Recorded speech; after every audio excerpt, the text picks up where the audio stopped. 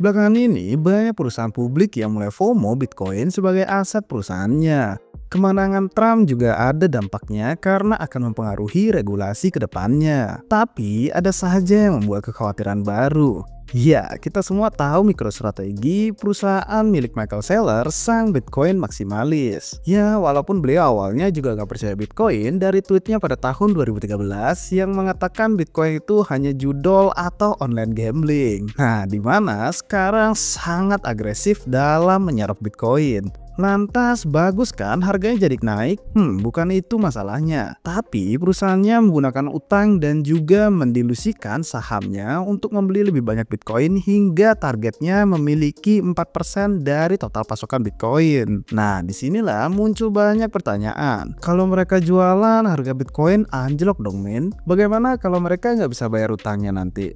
Gimana ya cara mereka dapat pinjaman sebanyak itu? MicroStrategy itu perusahaan apa dah sebenarnya? Emang apa min bahayanya? Oke, langsung aja kita ke pembahasannya. Let's go!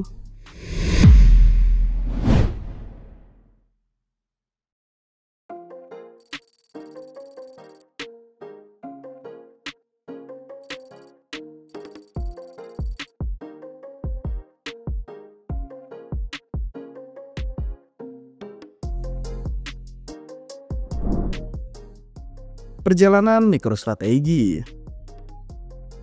Sebelum terkenal sebagai raksasa Bitcoin, Michael Saylor dan timnya mendirikan MicroStrategy pada tahun 1989, di mana awalnya sebagai perusahaan perangkat lunak untuk analitik bisnis. Setelah mengalami berbagai tantangan selama bertahun-tahun, MicroStrategy tetap menjalankan bisnis perangkat lunaknya, tetapi kemudian bertransformasi menjadi perusahaan yang memiliki Bitcoin terbesar dan menjadi perusahaan treasury Bitcoin pertama di dunia. Pada akhir tahun 2020, Saylor merasa khawatir dengan kondisi mata uang fiat yang semakin melemah akibat kebijakan pelonggaran moneter dan pengeluaran pemerintah yang sangat tinggi. Ia melihat Bitcoin sebagai alternatif yang menarik. Menyadari potensi Bitcoin sebagai penyimpan nilai yang lebih baik, MicroStrategy berani mengubah 250 juta mereka dari cadangan uang kas menjadi lebih dari 21.000 Bitcoin. Nah, transformasi ini mengubah identitas MicroStrategy dari perusahaan perangkat lunak tradisional menjadi kendaraan investasi Bitcoin yang aktif. Kini, MicroStrategy lebih berfungsi sebagai perantara Bitcoin dibandingkan hanya sebagai perusahaan teknologi. Pada saat video ini dibuat, MSTR memegang sekitar 380.000 Bitcoin. Pada bulan ini saja, Saylor telah memborong sebanyak 3 kali dengan total 135.000 Bitcoin di harga rata-rata 97.000. Nah, jika ditotal keseluruhan dengan rata-rata pembelian di harga 56.000 per BTC-nya. Sejak peluncuran strategi Bitcoin ini di tahun 2020, MSTR telah mengungguli setiap aset di pasar Amerika Serikat, termasuk Bitcoin itu sendiri dan bahkan Nvidia.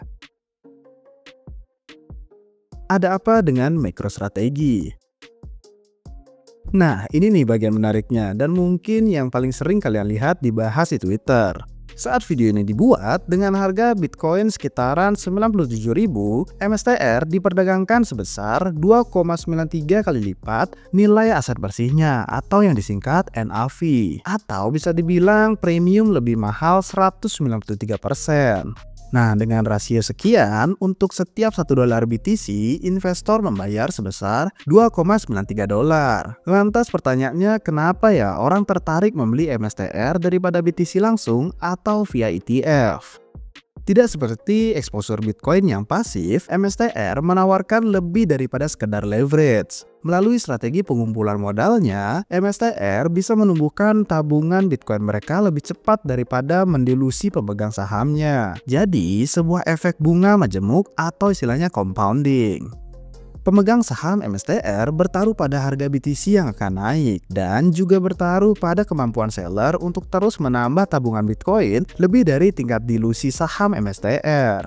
Ini otomatis menjadikan posisi MicroStrategy unik, ada di pasar tradisional finance dan juga ada di pasar ekosistem Bitcoin.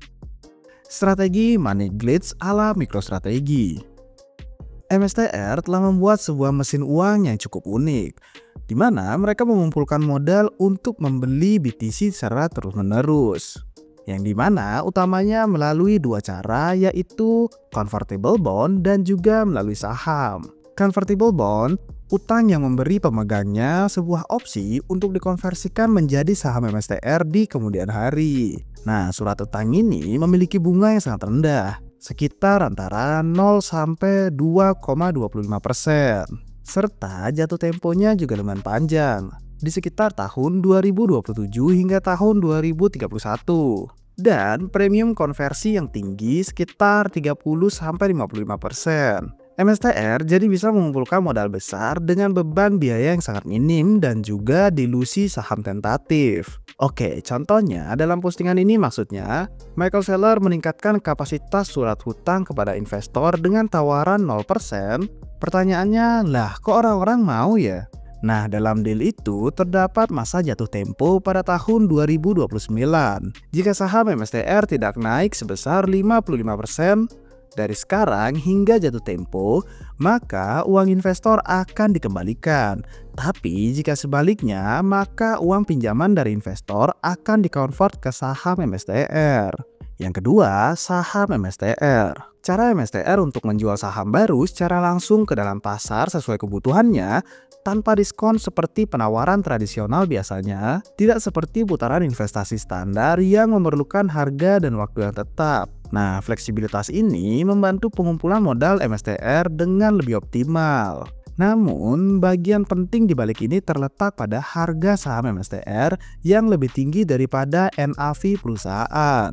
Dengan harga yang begitu tinggi premiumnya, waktu MSTR menerbitkan saham atau surat utang baru, mereka bisa membeli jauh lebih banyak BTC daripada nilai saham yang terdilusi. Ini menambah tabungan Bitcoin lebih cepat daripada jumlah saham dan menciptakan sebuah efek yang bernama flywheel effect, yang dimana mendorong lebih banyak pengumpulan dana atau modal. Sulapnya terjadi pada lingkaran capital raises. Dalam skema piramida biasanya disebut rekrutmen baru. Nah, dinamikanya tampak jelas. Melihat penawaran saham terkini mereka awal bulan ini, MSTR memanfaatkan premium 175% atau sekitar 2,75 kali lipat untuk mengumpulkan 4,6 miliar dolar sambil hanya mendilusi pemegang saham sebesar 1,67 miliar. Yang dimana itu dalam nilai Bitcoin ya. MicroStrategy jadi bisa membeli Bitcoin sebanyak 4,6 miliar dolar secara instan, menambah nilai aset bersih perusahaan atau NAV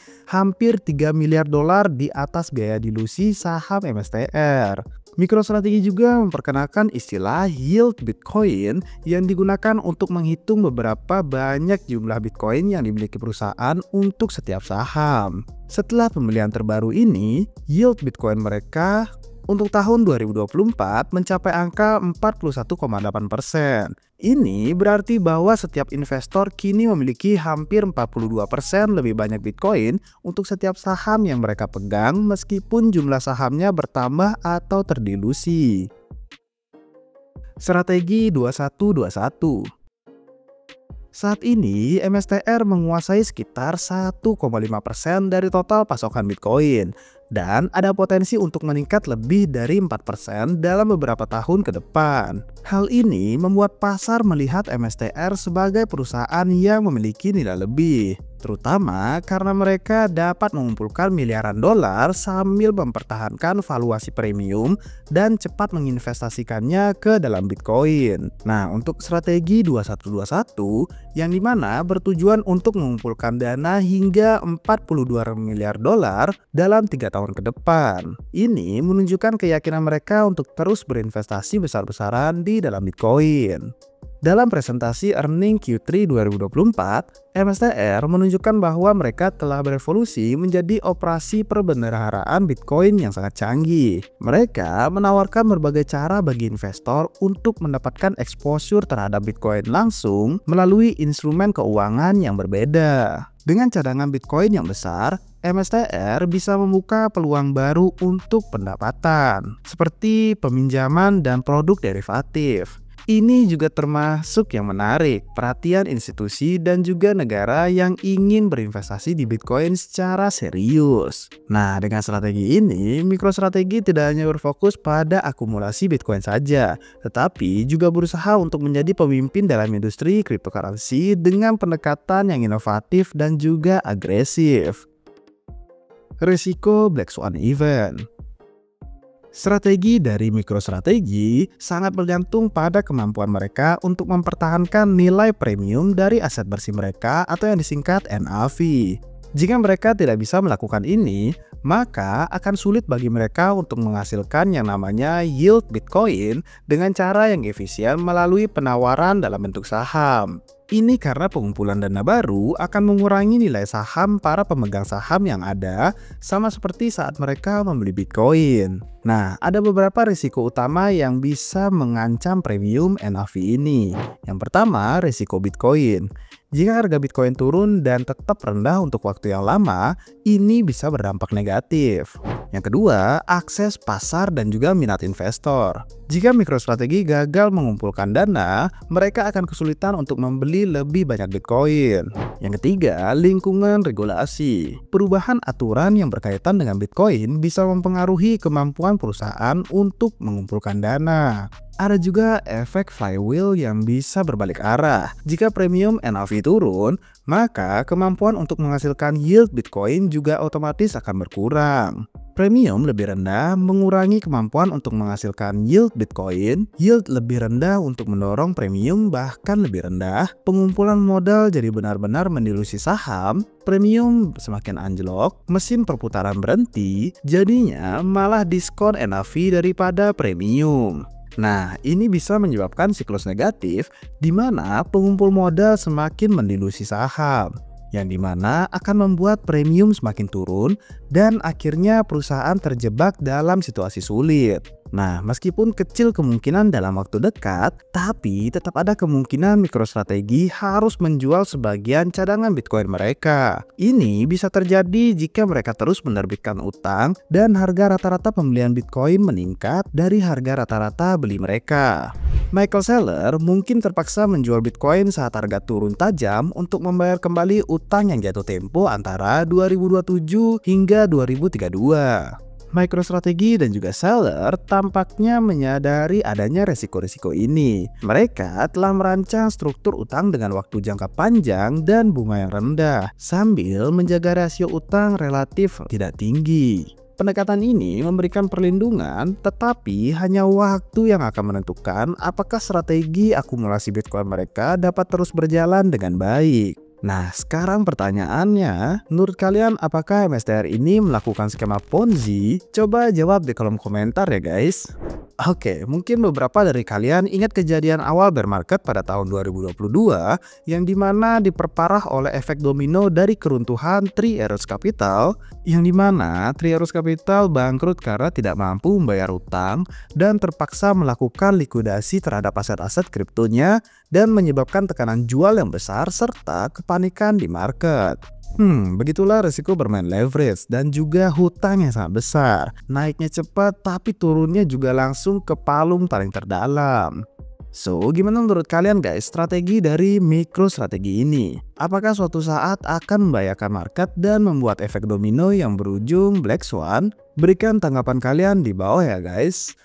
Oke, sekian aja untuk video hari ini. Sampai jumpa di video-video yang lain. Cheers!